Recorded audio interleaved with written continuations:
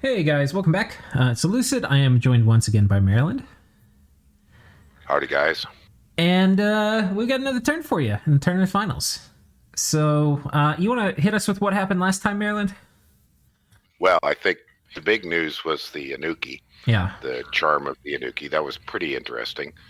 Ulm took a good bit of a beating. Mm-hmm. There was a lot of other major action except for, I think, the sort of biggest potentially damaging issue is that one little tiny raiding party on top of Jotun's capital by Pelagia is going to be potentially a game over for Jotun. Because now, as we noticed, Jotun's income went to zero. He's done. Right. Because he had no other ports. So those are the kind of the three big pieces of news. The rest of it was raid, counter raid, back and forth, little bits here, little bits there.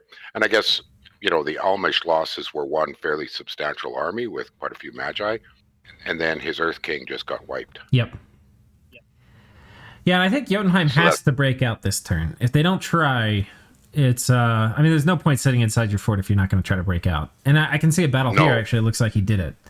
I kind of want to lead with that. Is that cool with you? Yeah, let's read Pelagia and go to the Pelagian Jotun War. Okay. Sooner or later, I was going to teleport a Pearl Mage while forgetting an air-breathing item. Slightly annoying it happened now, costing me cap, clam, and some 5-gem stuff, including a coral blade. Yeah. I hate that. It's so annoying. I've definitely done that. Not as Pelagia, but usually it's going into the... what I forget all the time is a tart. I'll get a tart, and I'll be like, oh, I'll teleport in the water because it's undead. And not all the tarts are water-breathing. Right. Yeah. Right. Good point. I've mostly replaced the loss, but I don't have the tempo to give the new mage a coral blade and have his HP rise. You have to do that a turn ahead of time. And entering a battle with HP below max results in a morale check. With commanders who fail it, fling at the start of the second round. Why a coral blade? To increase the HP of the mage's head against afflictions for casting a 280 fatigue spell in Jotun's Magic 3. I'm not sure which spell that is, but that's interesting. Pearl Mage, W2, Astral 1, aren't they? I'm not totally sure. We can Anti-magic? Anti-magic? No, that's not a 280 fatigue spell. It's probably a 400 fatigue spell. And then within Magic 3, it's getting brought down to 280. I'm not sure. Will of Fates? Yeah, that could be it. Could be Will of Fate. And he's probably getting very close to that in research if he doesn't have it already. I would expect he has it. Yeah. For the same starting battle HP reason, we will hit Jotun with Crumble. 3 AP won't kill anybody, but might rout somebody. Jotun has gathered all he has left, and the battle will be a tough one. Can't cast Army of Gold out of script 2 with the AI mod we're using. Normally not a problem, but this particular turn it will be. So he just got Alt 9, is what this means. Eight. No, Army of Gold. Yeah, so this is a milestone for Pelagia. So it's now turn 52. That is, so he has Wish? Yeah, that is a very good timing for Pelagia. So now his Kraken is probably going to be sitting there spamming Wish. And starting the Wish Factory. This is a fast timing for that. I would say I was not expecting it until turn 60. But by 65, I would definitely expect he has it. So this is fast. Especially for a one-cap Pelagia. I mean, oh my god. We should definitely look at Jotun's capital and see what happened. So Jotunheim had better ride out. Good. Here he comes. Here he comes. Here he comes. Yeah. Okay, so there's a lot I like about this. He's got a bait squad up in front. I don't know if this is enough to attract Evo bait. He's got a big, long line of dudes that are going to catch most of the people on attack rear and hopefully keep them away from the mage ball that he has. And he has 2 mage balls, so it's going to be, less likely they get, some kind of cloud effect in the middle that messes them all up. It also looks like he's done the somewhat micro-intensive job of separating his types of long dead. Yeah. That he's got the big long dead Here. there within the ball. Yeah. But the little cheapy long dead up front in the bait squad. Yeah. So I think this is a good, just passes my test of being a pretty good investment or, setup. He's got, how many Scrotty does he have? He's got 1, 2, 3, 4. 3, 4. Okay, which is good. Mm-hmm. Okay, so I think if he gets Rigor Mortis off, and he's got a hero there. Then, I've not seen that hero. Yeah. That Yarn Vita? What is that? Oh, Janarva. This is actually a cap only mage, I think. Janarva. Oh, is it? Oh, okay. Jarn Vita. I don't know. Okay, yeah. Mm. But I think this actually had the paths to do it, didn't it? Yeah. This can do, and it's got the gems. I think this is Rigor Mortis. Rigor Mortis is like the only way I think he can win this combat. But if he gets enough Skelly spam out, and he gets Rigor Mortis off, and he doesn't die super duper fast, there's a chance. There's a chance. I think Pelagia, we know what to expect. It means, I wonder if we can see the mage, the Pearl Mage he was thinking about. Maybe from your list. Yeah. Pelagian Mermaid. Where are they? Up. Okay, There's only 3. One, okay, so that's the Will of Fates caster. Yeah. This is probably like an anti-magic. And then a Soul Slayer. Yeah. Soul Slayer. Okay.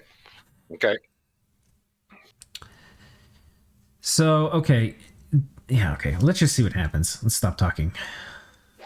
Yeah, so like we said, retail Evo with that crazy Farcaster is getting into the back line already. Howls. No, Foul Vapors. Now, the Foul Vapors has been cast by a Scrotty. No, Grip of Winter by a Scrotty. Foul Vapors. Okay, so he's got Foul Vapors. Did he get poison resistance? He did. He did. Okay. What's the third green? Relief. And that's been cast by these guys, which will help a lot with Rigor Mortis. I don't know. We'll have to see how it goes. Does Rigor go up? Rigor, nope. Oh, we got a Storm? That was Storm Power, I think, being cast by Wind Masters. Mist. Natural Storm. And a Storm. Okay. Okay, so Mass Flight isn't going to work. And I think he was doing Flight through a Communion, though I could totally be wrong about that. Yeah. So that's going to stop Mass Flight. Yeah. That's significant. This is not looking great for Pelagia right now. And we have Darkness up too. So Darkness and Rigor Mortis. This is exactly what Jotunheim needs. Like, this is... I don't know how the fight will go from here on out, but this is literally the best case scenario for Jotunheim right now. Yes. Well, and he even put up some Swarm just for some more little bait up front. So... The only thing he's not doing he does. He has relief too. So both sides have relief. Wow. I'm going to put the combat... We've got team code squares. I've put the combat round up here. Because this is going to give us a sense of when we're getting to the point where these guys should get fatigued out. That front line of... Okay, so Pelagia's front line is kind of... It's hanging in there. Yeah. Okay, there's still 4 Communion Slaves. I was a little worried these Scrotty might get picked off by Soul Slay. Because their MR is not very good and they've got a lot of HP. But that hasn't happened yet. And I think he does have anti-magic, which is good. Yeah. How are these guys doing? Okay, yeah, the Skelly Spam is still going... Or the Turbo Communion is still going very strong. Yeah, solid. A lot of Banish, I see. Quarter Skeletons. Ice Elementals in the back. Okay. Now these guys... Not a lot of evil going on. Yeah. Let's take a look at the Pelagia Mage Core here. They've got... They're looking very, very much fatigued out. They are pretty fatigued. Yeah.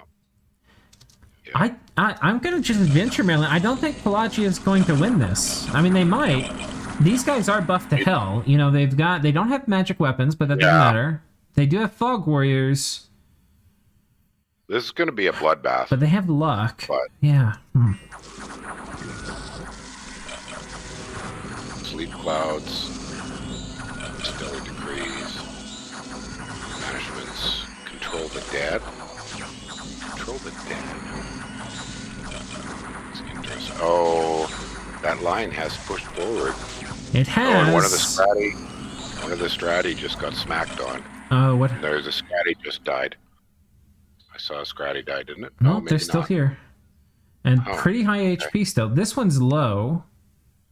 Ooh, that's a lot of afflictions. Yeah, but you know, such is the life. This is what you sign up for. Like when you join the Jotunheim army as a Scratty and they have you sign on the dotted line, it's like, you know, may get mutilated, may go to vet hospital not very good, may come out with lots of afflictions. Sign here. I'm like, oh, okay. Well, there's still a lot of wave warriors moving forward. There's a lot of banishment coming out, and I think that's prevented some of the critical mass of Skelly spam. There's also Drain Life coming out. Well, if this front line of blockers collapses and the Communion Masters start getting chopped. Yeah.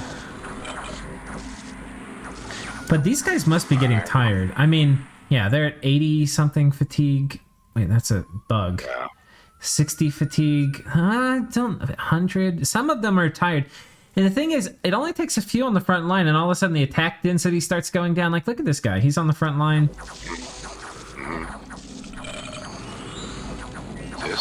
This is close. Well, you made the right call, though, that Jotun was best to come out rather than sit inside. Yeah. Sleep clouds all over the place. Here comes a little bit more evils, but just the tiny little cheap ones.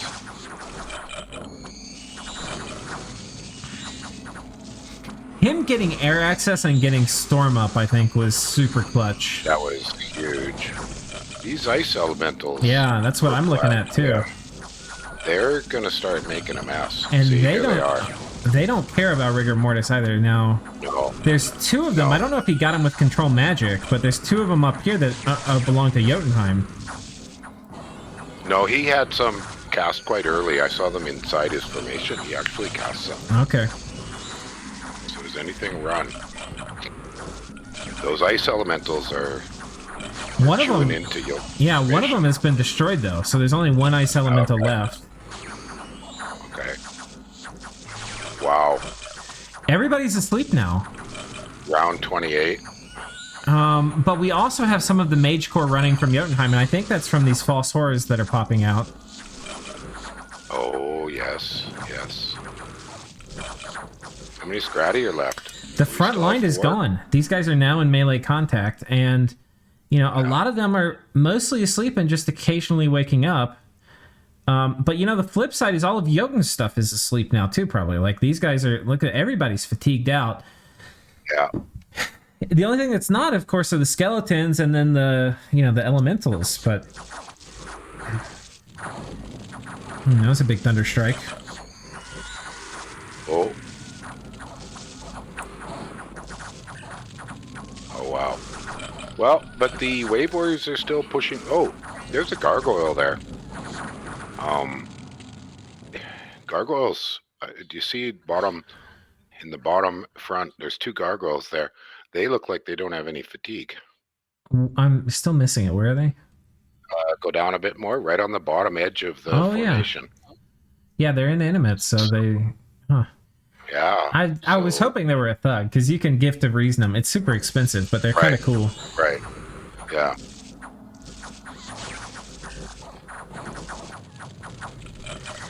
You know, and the kind of retail evocation that's coming down and hitting these dudes, you know, the stray lightning bolt or the thunder strike, Will of Fates has done a lot of work here. Yes. Because there's a lot of these guys who would be dead from, you know, thunder strike or what have you. And God, these banishments, they keep clearing the undead. He's just not able to get... A little bit of Jotun's troops are starting to run away, I saw. And I don't know where it's coming from, there are a fair number of imps. And the only thing, because, Pelagia obviously is not a blood power. No, but he must have a... Yeah, he must have a lifelong protection. And I think this is helping keeping him from HP route. Absolutely. It'll be very hard. There it is. It's on a goddamn merc. This is a mercenary, dude. I think. I'm pretty sure this is a merc and he came with it. And that is maybe going to be the thing that swings the battle one way or another. Yeah, it might. Because it's just they're not even killing anything. It's just the HP. One of the battle enchants went down. I think darkness went down. Rigor mortis is down now. Rigor went down. Ooh, but relief is still up. Yeah. Okay, we're going to see the wave warriors come back to life. Ooh, that's it. There's Magi running. That's it. They're running. And the Scratty are all going to die because they're not going to get away. Well, that was close. That was close. That was now the dark gone. The best he could have done, man. The storm is still up. Yeah. Oh, it's that illusionist in the middle. Yeah.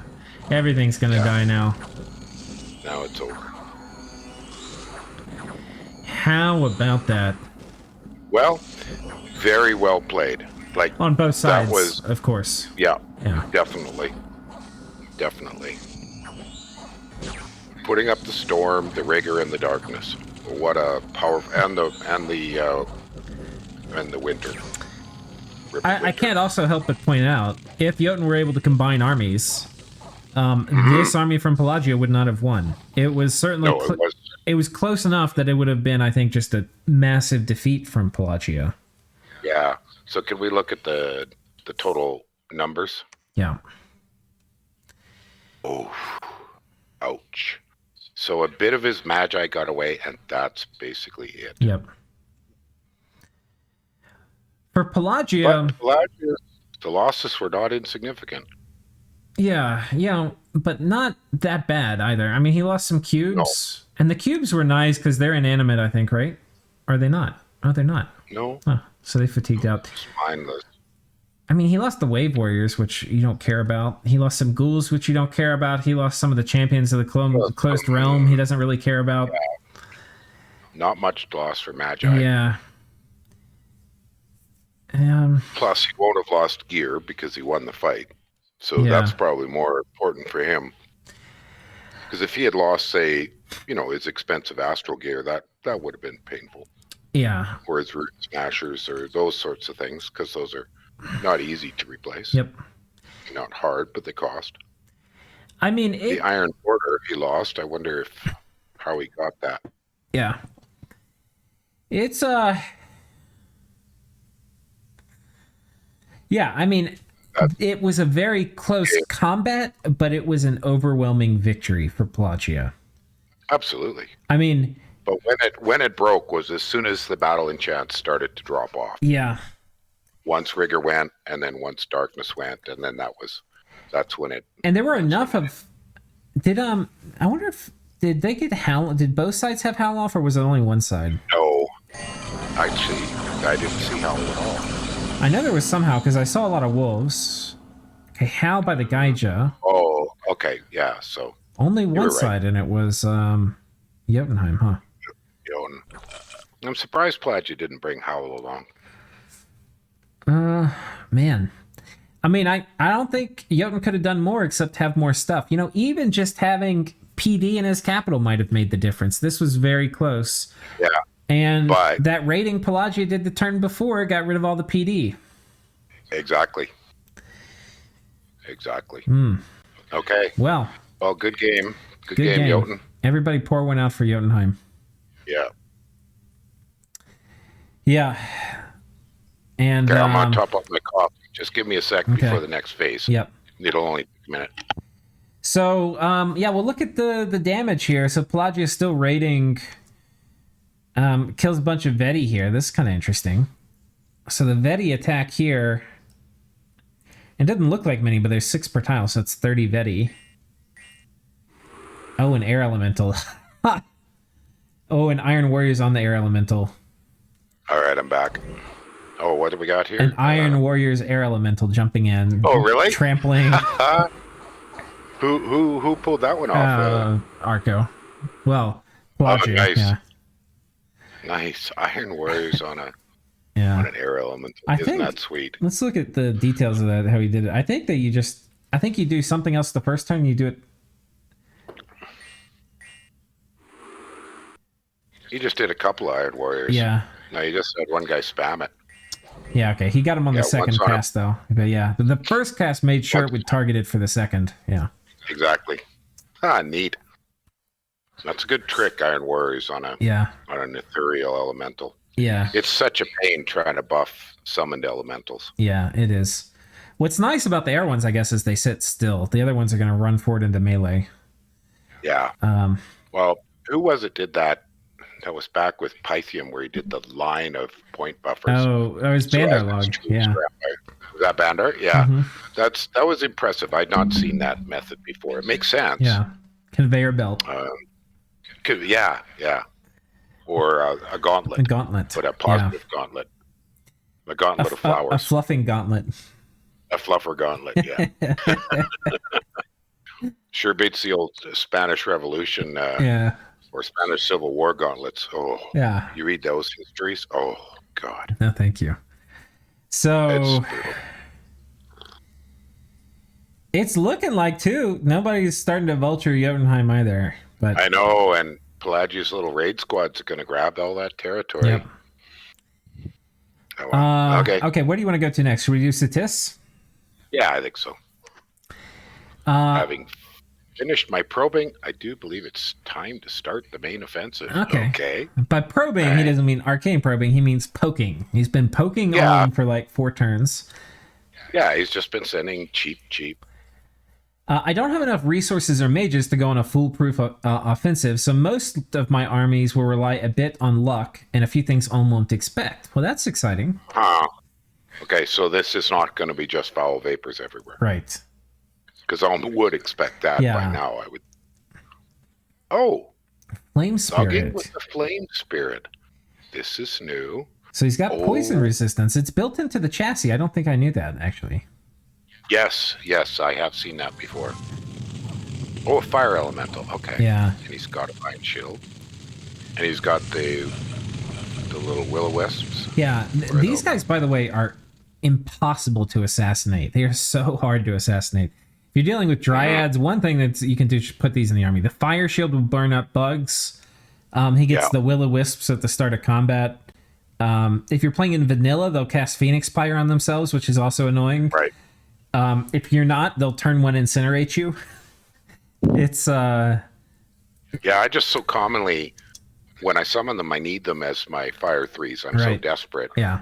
And I use them for battle magic that I desperately need, like, the large flame resistances or stuff. Yeah. I've never really had enough of them in a game where I could afford to thug them.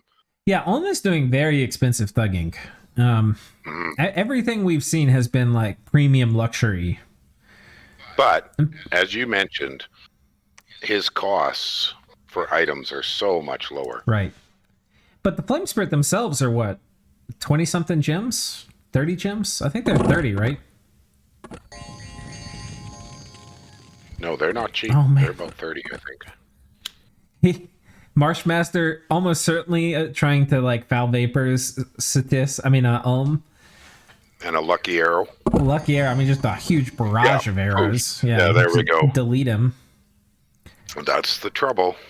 A little bit of armor would make a big difference. Or a shield or something, yeah.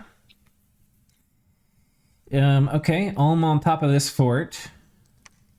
So I kind of want to see, where is the Statist offensive going? Okay. So he rolls this stack.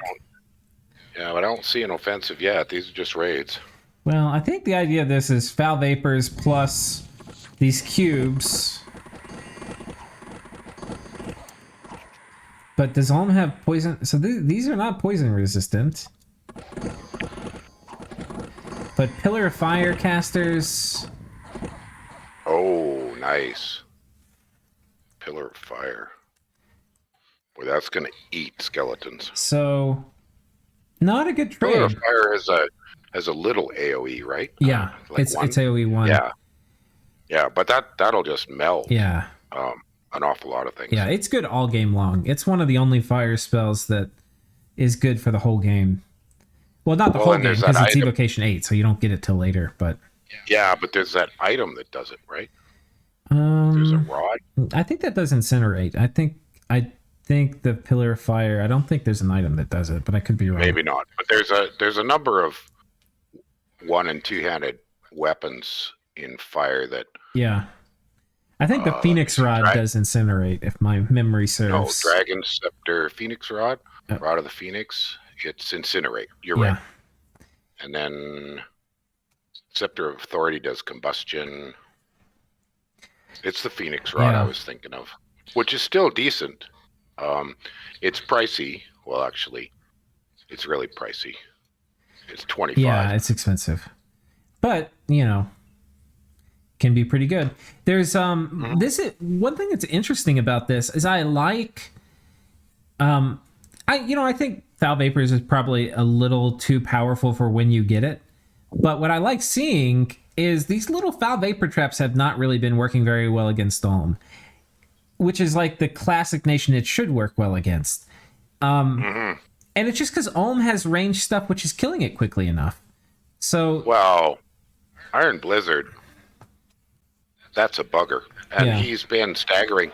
If we look at his formation again, he's staggered his Priest-Smiths and Master-Smiths all over the formation, right? They're all... they're fairly spread about. Well... not really. A little blobbish. He's got this guy out in the front. I don't know what he's going to do. Are they on advance and cast? No, I think it's a lot of it's the crossbows and the Pillar of Fire is what killed everything. Just the crossbows, yeah. But, well done. Yeah. I mean, it's nice seeing it's nice seeing someone not get completely wrecked by Foul Vapors without having Serpent's Blessing up. Well, now the other thing I might comment, if I was thinking about what Statist could do, is his long dead are awfully cheap. So when he's sending these things out, why not send with 30 long dead and spread them out and just have more of a... because if you had little squads of long dead, and you could have them tiny because you don't care, they're not going to rout, and that would spread apart these crossbow shots, and hopefully some of it would be less likely to target your Marshmaster, because he just doesn't have enough density of chaff to soak these crossbows, and so they're hitting his Marshmasters. I'm on board. Okay, so Statist says there's a major offensive, but I don't see it yet. It looks like if he didn't tell me that, I wouldn't know. Well, look at Ulm just sieged his fort. Yeah, but I mean, it's a tiny... It's a poke. It was, but one of his major armies was in that fort, so if he was going to move it out, is it still in there, or did it move? Because last turn, that fort had quite a large army in it. I don't know. I don't see it. But... There's no battles around it that are significant. So anyway, it's more poking for now. Maybe we see some cool stuff happening soon, but to be determined. Well, I don't have much more to say about Statist. I mean, his little raids are good, but they could use a bit of tweaking. They aren't quite working. I mean, he's up in territory, but I don't know if I don't know if the territory is paid for what he's lost. Can we look at his army graph compared to Ulm's? Just out of curiosity. That's a cool thing. Has there been any significant losses there? So just the two on. Yeah. I turned off Statist by accident. I wish there was an all-off key for the graphs. Yeah, that would be nice. Okay, so... Oh my god, the research. Don't even look at that. Yeah. Okay, they're both... okay. They're both gaining. Now, Statist, probably a lot of it is lower quality stuff like Long Dead. But provinces... research. I don't know. What about gem income? That's one place where Ulm's going to have a massive advantage in gem income. On the other hand, Ulm is fighting two quite painful wars. Yeah. He's getting attrition down a bit. He is. He's spread. And losing, he's lost some valuable stuff. Even if Statist loses this, I think this is the play he has to make. So you know, it's a hill worth dying on. Yeah, we talked about it. He had to make one play or something. Yep. It was either kind of this or end. Yeah. That was the only directions he really had to go. Yeah. So you have to make a choice. And well, we don't have a message from Pangaea this turn, so let's shift up and look at this Pangean Almish front. I don't think... Oh, we have a message from Vanheim, so let's go ahead and read that. Well, that was a turn for the worse. Wait. A lucky drive killed the commander. And vengeful water killed a cap-only dwarf and a good pile of other random mages. This calls for a strategic retreat. Yeah. Mind Hunt should help a lot with the Shadow Seer. Oh, with Shadow... Did he get a Shadow Seer province on...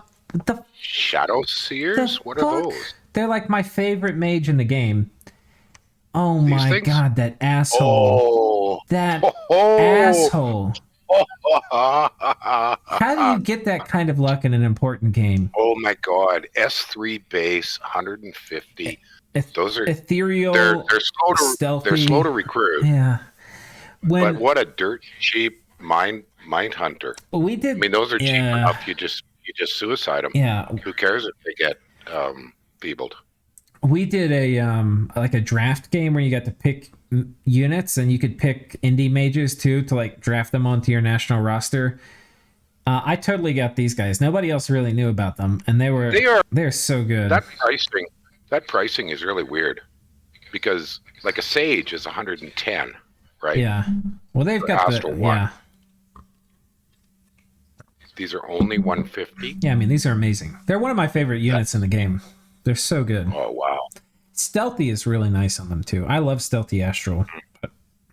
Well, yeah, because you can counter any mind hunts. Yep. Although it's going to take him a long time to get many. Well, you know, I mean, he can potentially, in not too long, put a Citadel there, and then... I know, but it's still going to be, what, 3? Well, I guess that's... Does he get 3 commander point forts? Well, if he gets a Citadel, which you can get in blood, so...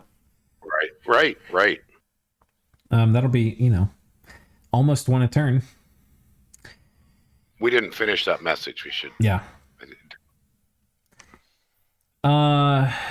Okay. Also, empowering a few to be able to send a lesser horror would help a lot in this gridlock of a war. Vengeful Waters is also hopefully going down soon with the help of the Anti-Pan Alliance. The backup Vikings are going to sail his boat for a few turns until the true Vikings return home. Not sure who the true Vikings are, but... I'm thinking maybe Vans, and then the backups are the Einheers. Yeah. So he's just going to risk his Einheers for a while. Yeah, see, there you go. Okay. What was that? Just Einheers? Yeah. So we have Naked Monkey Man coming in with a bunch of his harem. And this guy probably... Oh!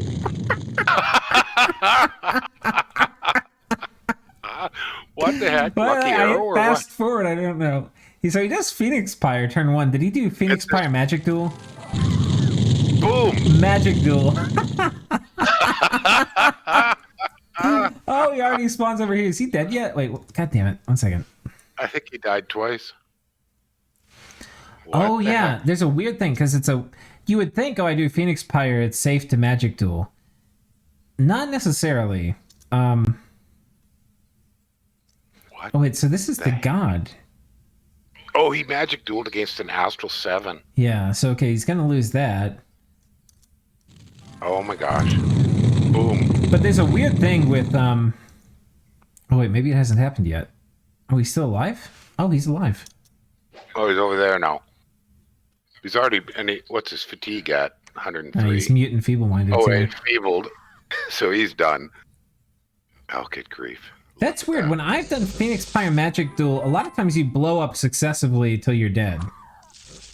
I don't know. And you saw him. He popped over here and he insta-died. I don't know what caused that second death. Yeah.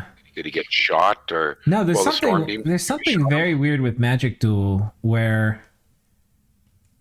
Okay, death explosion. There's something weird with Magic Duel, how it interacts with Phoenix Pyre, where it will trigger you to keep dying. Really? I don't know how that works. That is kind of weird. Yeah. But now he's feeble-minded, so maybe it doesn't work. I don't know. Yeah, I don't know. The big question for Pan is, does the Pandemoniac get away? Because if it doesn't get away, this is an expensive fight. It's an air elemental now. It's not getting away. No, it's... Oh, maybe. Maybe there's enough Maenads. It got away. It got away. Thankfully. Oh, and there. Boom, boom, boom. He didn't, but this guy wasn't good for much anymore. Might have gotten the Sage, actually, with that magic duel. Looks like he did. Oh, maybe he did. No, he only had a single pearl, so he could only do one magic duel. That was funny. Okay, so Pan failed to retake that. I've not seen that weird interaction before, but that was interesting.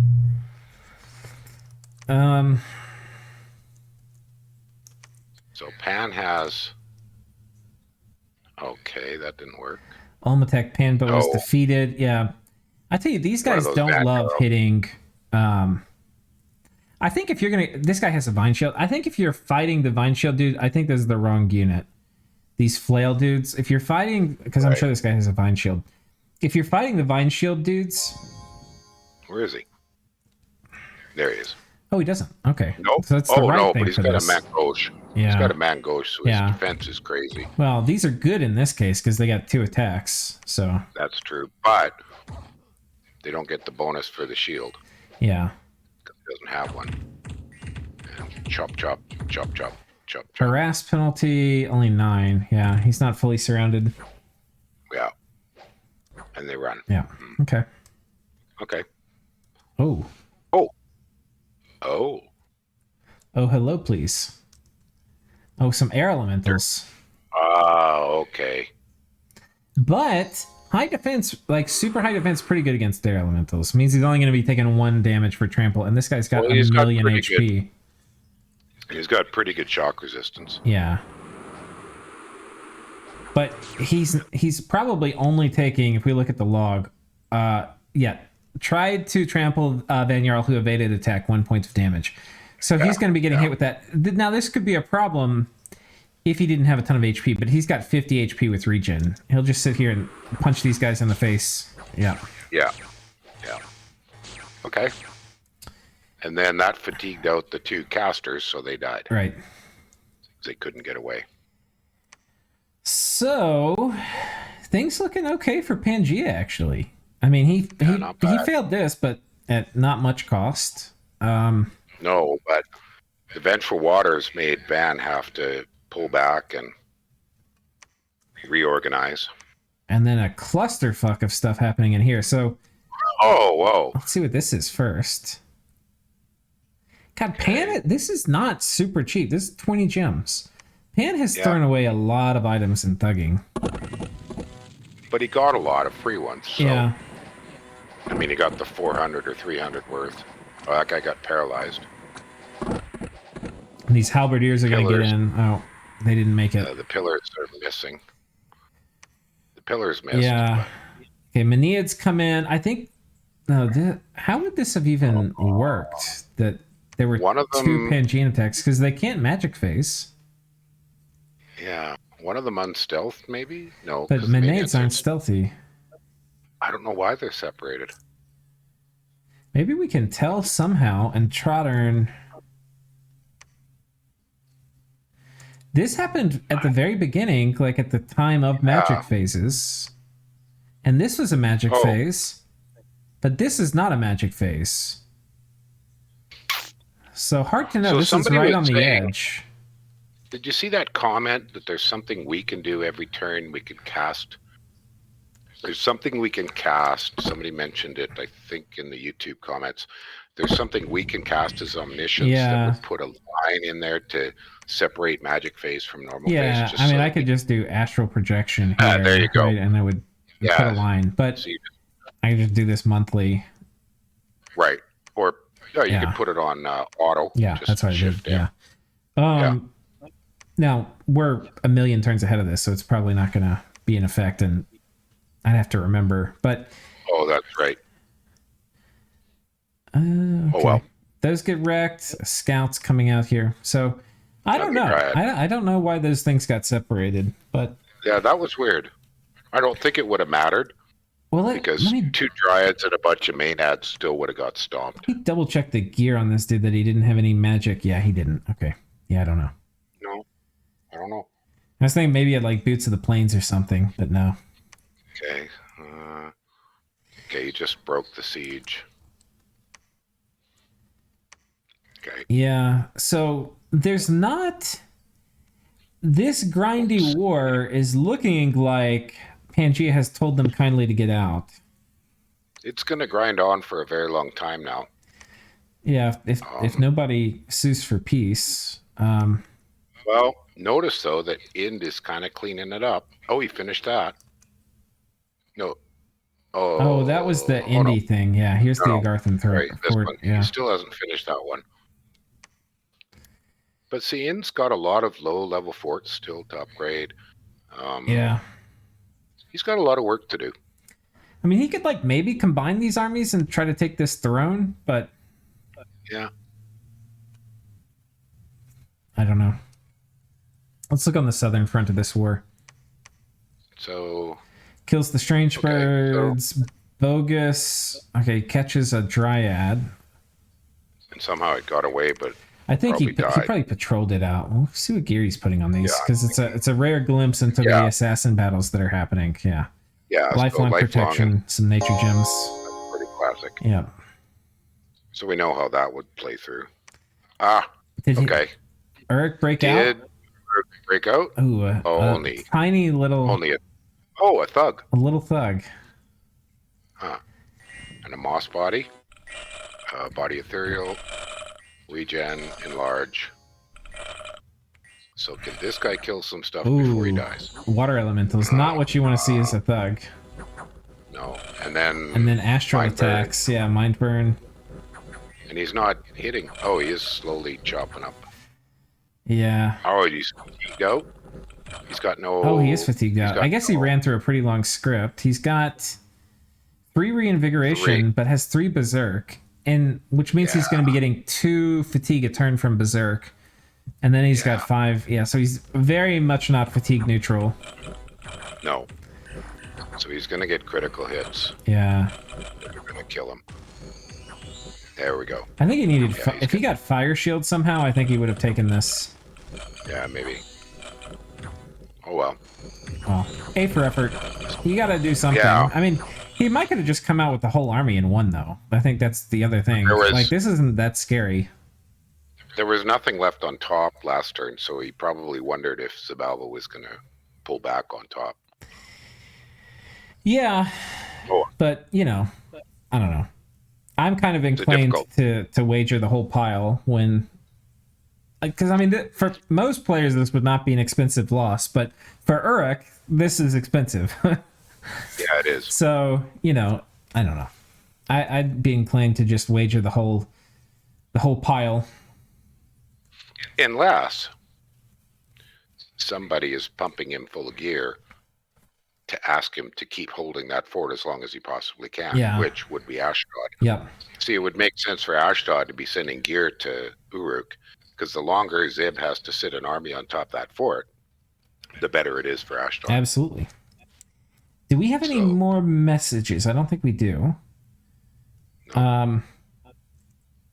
Okay, so let's look at, because we just looked at Xibalba. Let's take a look at Ashdod. Oh, that didn't work. This is like ultra budget versus 1 PD. But it's PD with a giant.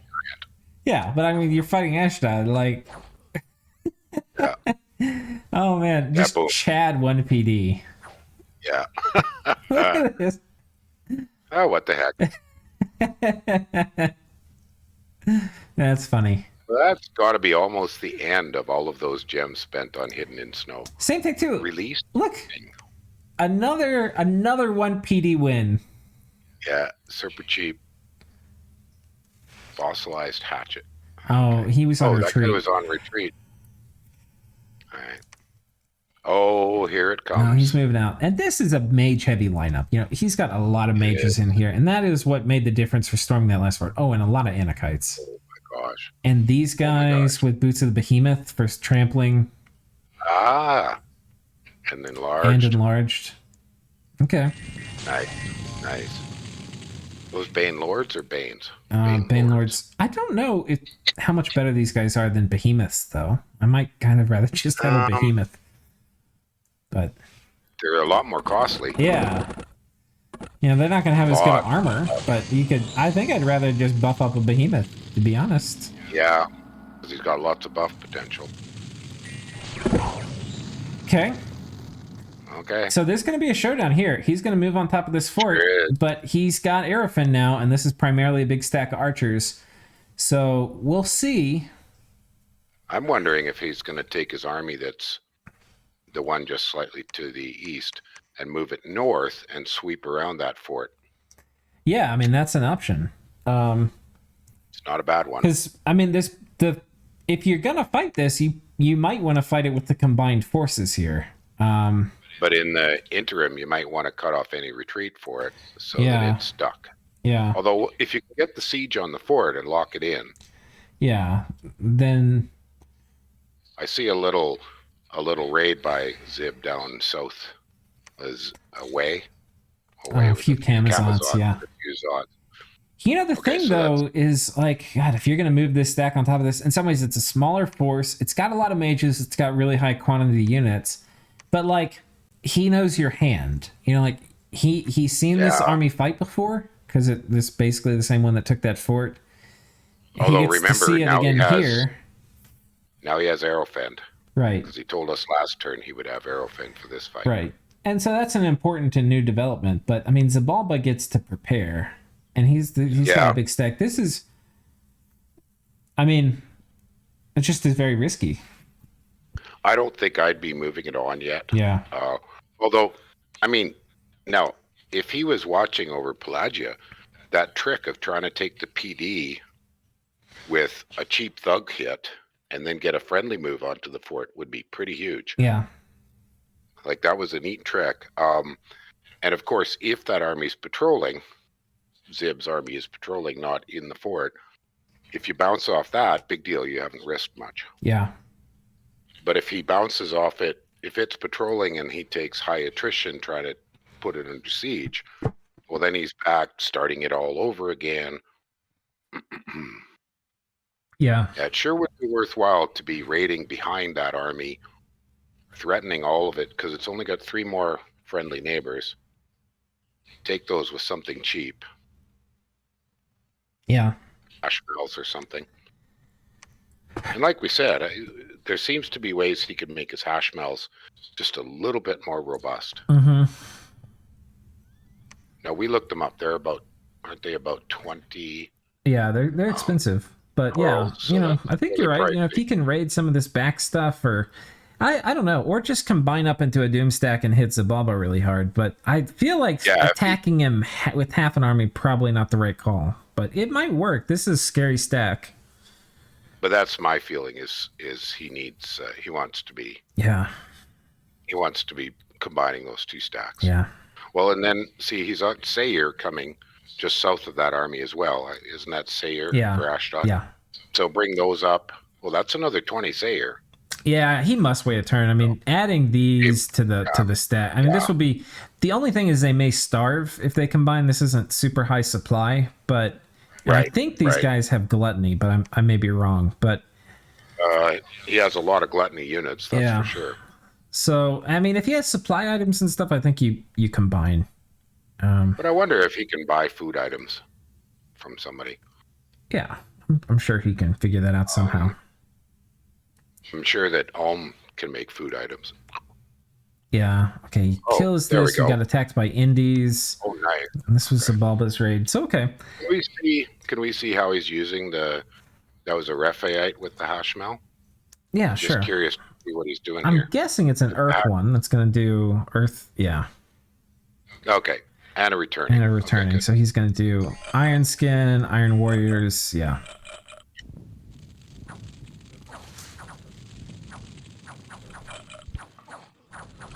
And is that the same gear setup? It looks like a Frostbrand and the Tower Shield? Yeah. Yeah, there we go. Okay, budget, relatively. Yep. So, I mean, that worked. Yeah, I think I think pressure is kind of mounting again for another big fight. So we'll have to see what happens. And I think we have been through all the nations now. Have we not? We have. Yeah. So, okay, a kind of chill episode. I mean, we had not that chill. We had an epic fight with Pelagia and Jotunheim. We did. That was very good. Quite exciting. Otherwise, and important information like Vanheim had to pull back, restructure, think about things. He's going to have to figure out solutions to defending his important magi, like bottles of water, or... Well, they're pulling for a dispel, too, is the other thing. So there's that. Yeah. But who knows? It might just keep popping back up. Yeah, I mean, with how much Pan's been spending on gear and all of this, he's not going to be... And he's not... I mean, I don't think he has the deep kind of pockets to keep putting this thing back up and up and up and up. So probably not. Yeah. Probably not. Okay. Sounds good. All right. Thank you all for joining us. And thank you for joining me, Maryland. You're welcome. Yeah, that was a good session today. 2 episodes in a day. Always nice. We get caught up a bit. Yep. Okay. Right on. See y'all next time.